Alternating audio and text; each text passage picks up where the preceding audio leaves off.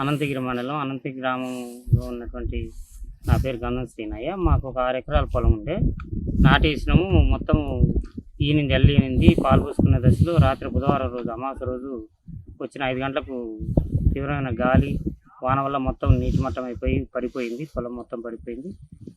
మొత్తం దీనికి పెట్టుబడులన్నీ పూర్తి అయిపోయినవి. దరిదాపుగా ఒక 2,40,000 పెట్టుబడి వచ్చింది.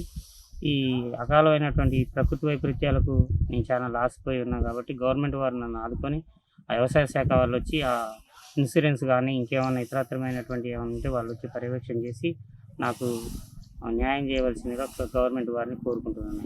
క్యూ న్యూస్ ఛానల్లో పనిచేయటకు అనుభవం గల సీనియర్ డిజిటల్ మార్కెటింగ్ వారు కావాలను సంప్రదించవలసిన లైక్ చేయండి.